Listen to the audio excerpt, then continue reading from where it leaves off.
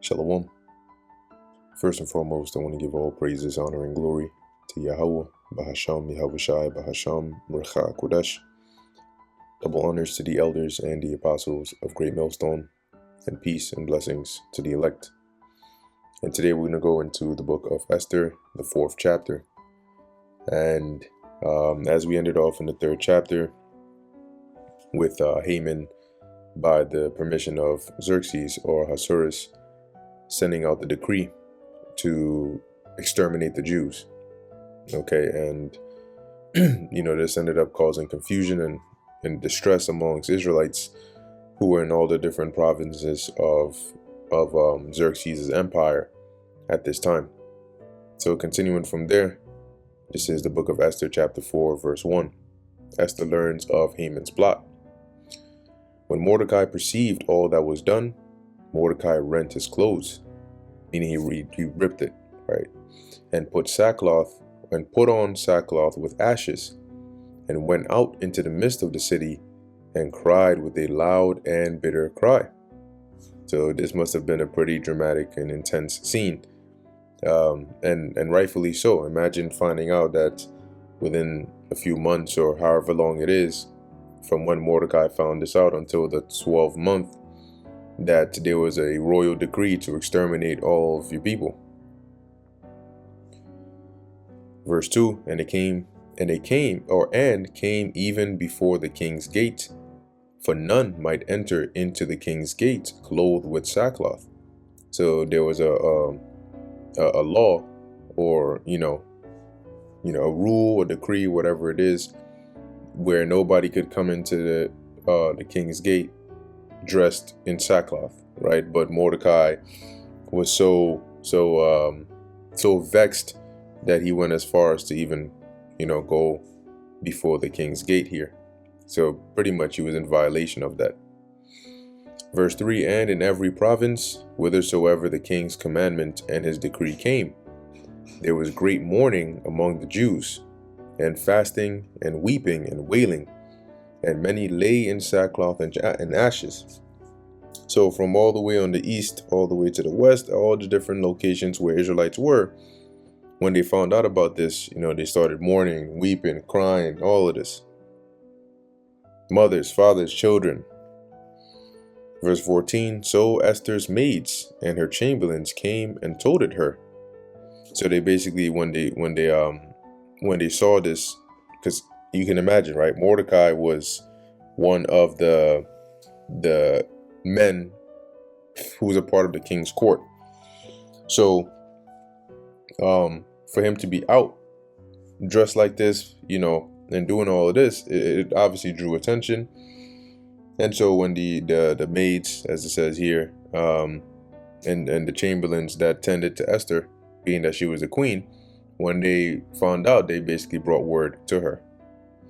Then was the queen exceedingly grieved, and she sent raiment to clothe Mordecai, and to take away his sackcloth from him, but he received it not. So immediately, you can imagine, right? She get the clothes, send it, go put some clothes on him. What's going on? Why is he doing this? But when they sent it, he was not having it. Then called Esther for Hatach, one of the king's chamberlains, whom he had appointed to attend upon her, and gave him a commandment to Mordecai to know what it was and why it was. So she basically sent this chamberlain to go and find out what's going on. Why is Mordecai dressed like that? What's happening? So Hatach went forth to Mordecai onto the street of the city, which was before the king's gate. And Mordecai told him of all that had happened unto him, and of the sum of the money that Haman had promised to pay the king's treasuries for the Jews to destroy them. Right, and we read about that in the previous chapter, that he said he would deposit X amount of money into the king's treasury, right, to see to it that this annihilation of the Jews was possible. Also, he gave him the copy of the writing of the decree that was given at Shushan to destroy them, to shew it unto Esther, and to declare it unto her, and to charge her that she should go in unto the king to make supplication unto him, and to make requests before him for her people. So Mordecai gave the chamberlain a copy of the decree, and also a message basically to to let Esther know that she better go and talk to the king and try to change his mind. And Hathach came and told Esther the words of Mordecai. Again Esther spake unto Hathach, and gave him commandment unto Mordecai. So she was basically sending him, like he was the messenger, right? All the king's servants and the people of the king's provinces do know that whosoever, whether man or woman, shall come unto the king into the inner court, who is not called, there is one law of his to put him to death. So anybody that comes to the king's court without being called over there, the law is you're going to be put to death. Except to whom the king shall hold out the golden scepter, that he may live. See, so if you walk up in there and the king doesn't lift up his scepter, you're going to be put to death. End of story. But I have not been called to come in unto the king these 30 days. So she's saying, look, that's like a capital punishment right there. And I haven't had a chance to go and see him because, right, I'm only allowed to go there when I'm called. Verse 12, and they told to Mordecai Esther's words. Then Mordecai commanded to answer Esther, think not within thyself that thou shalt escape in the king's house more than all the Jews. So don't think that just because you're the queen or you're in the king's household that you're going to escape while everybody else gets put to death. For if thou altogether holdest thy peace at this time, hold your peace meaning to keep silent, then shall their enlargement and deliverance arise to the Jews from another place. So the Most High is going to deliver us using another means, right? If not by you, he'll use another means. But thou and thy father's house shall be destroyed. And who knoweth whether thou art come to the kingdom for such a time as this? So if you keep silent and you don't go and do your best to convince this king, the Lord will still deliver us by another way. But the Lord is going to destroy you. And the latter part, as he's saying, because right now you've been made queen, but more than likely you were made queen for this very situation. Like, who knows? Like, it could be that the Most High had it to where you were chosen of all those women so that during this situation you could play that pivotal role. And remember, in the beginning, this was a dream that Mordecai had, right? He had a dream about this, about the little river becoming a mighty, body of water, and that being Esther. Verse 15, then Esther bade them return Mordecai this answer. Go, gather together all the Jews that are present in Shushan. Fast ye for me, and neither eat nor drink 3 days, night or day. So for 3 days consecutively, no food, no water, everybody just fast and pray.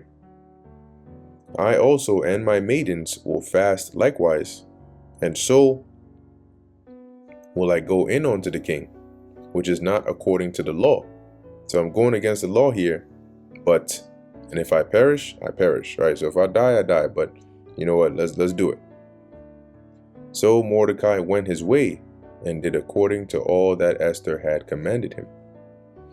And that ends the book of Esther, the 4th chapter. However, now we're going to go into the additions of Esther, because now in there we can read about the detail of what the prayer was, right? What did Mordecai pray for? What did Esther actually pray for? So this is the additions to Esther, and chapter 13, continuing from verse 8, because in the last, I believe when we read Esther chapter 3, a part of that, right, to get the details of the decree or the letter that Haman had constructed, right, that was here in additions to Esther chapter 13 from 1 to 7. And now from 8 on down is going into the details of the prayer of Mordecai and Esther upon hearing this news about the Jews being exterminated. So this is additions to Esther chapter 13 verse 8. Then Mordecai thought upon all the works of the Lord, and made his prayer unto him, saying, O Lord, Lord, the King Almighty, for the whole world is in thy power. And if thou hast appointed to save Israel, there is no man that can gainsay thee. So if you give the word to deliver Israel, Lord, there's nobody can do anything against that. For thou hast made heaven and earth, and all the wondrous things under the earth, or under the heaven. Thou art Lord of all things, and there is no man that can resist thee. Thou art the Lord. Thou knowest all things, and thou knowest, Lord, that it was neither in contempt nor pride, nor for any desire of glory, that I did not bow down to proud Ammon. So remember, technically this all started because Mordecai didn't want to bow to Haman, and Haman, being furious, came up with this plan, and now boom. So in his prayer, as Mordecai is making supplication to the Lord, he's mentioning that, Lord, you know, right? You know that me not bowing to Haman wasn't because, I was seeking any glory, or I was trying to look like this tough guy, right? It wasn't because of contempt. Verse 13, for I could have been content with goodwill for the salvation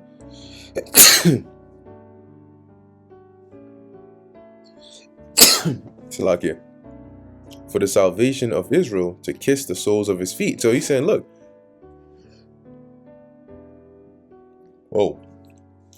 anyway, so Mordecai in his prayer is saying, Lord, if it was a matter of, Israel's deliverance, I would have been okay with even kissing the bottom of Haman's feet. Okay. Verse 14, but I did this that I might not prefer the glory of man above the glory of God. Neither will I worship any but thee, O God, neither will I do it in pride. And now, O Lord God and King, spare thy people, for their eyes are upon us to bring us to naught. Right? That's Haman and his allies. They were trying to exterminate Israel. Yea, they desired to destroy the inheritance that has been thine from the beginning. Despise, and that's Israel. Despise not the portion which thou hast delivered out of Egypt for thine own self. Hear my prayer and be merciful unto thine inheritance. Turn our sorrow into joy. Now, pay very close attention to this, because this is exactly what the Lord ended up doing. See, and this is the benefit of being an Israelite, because no other nation has this access or privilege to be able to make a request to the Lord by prayer, just like that, right? The one true living God, and then have it come true on their behalf.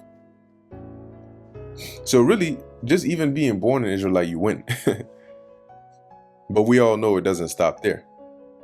So it says here, right? Turn our sorrow into joy, that we may live, O Lord, and praise thy name, and destroy not the mouths of them that praise thee, O Lord. Yeah, because if the Lord allowed them to exterminate Israel, then who would be the ones, as Mordecai is making his claim here, who would praise you?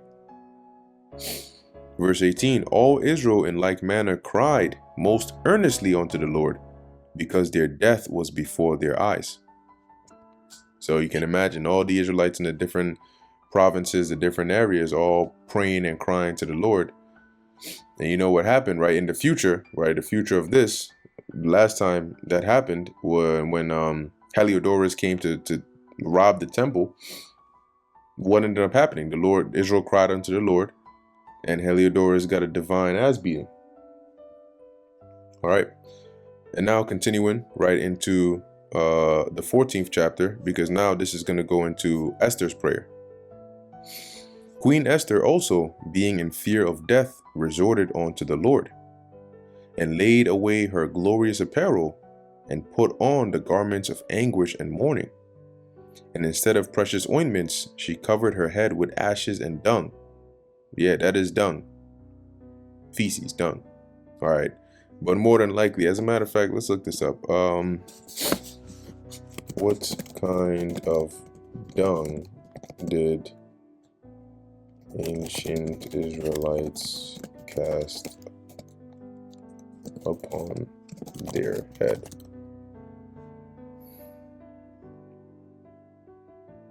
Okay, it says here dung, but here's the record of it in Ezekiel 4:15. It says, spoken exclusively of animals such as the cow or camel.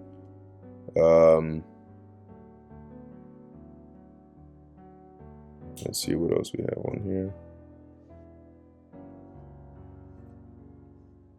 As manure, this consisted either of straw steeped in liquid manure. Oh man. Okay. So long story short, I think the main point from here is dung, right? But very likely to be animal, maybe a cow. But as you can see, the goal of doing that was to really, humble yourself. Okay, so casting ash and dung and ripping the hair and the garments, this was a sign of mourning. And she humbled her body greatly, and all the places of her joy she filled with her torn hair. So this gives you an insight into how stressed out they were, particularly Esther here. And she prayed unto the Lord God of Israel, saying, O my Lord, thou only art our king. Help me, desolate woman, which have no helper but thee, for my danger is in mine hand. Now, what's interesting is, unfortunately, right, today, imagine how many women today in this stead would have actually done that, instead of actually trying to find a way to save their own lives. Verse 5, from my youth up I have heard in the tribe of my family that thou, O Lord, tookest Israel, which I believe she was a Benjamite, right? Because Mordecai was a Benjamite, and obviously she was his cousin, right? So if Mordecai is a Benjamite, then Mordecai's father is a Benjamite, then Mordecai's father's brother is also a Benjamite, right? Anyway, scriptures don't mention them being in-laws. So it says here, tookest Israel from among all people, and our fathers from all their predecessors, for a perpetual inheritance. And thou hast performed whatsoever thou didst promise them. And now if you notice in their prayers, they are calling to remembrance the things the Lord has done to help further their supplication. They're not just saying things, right?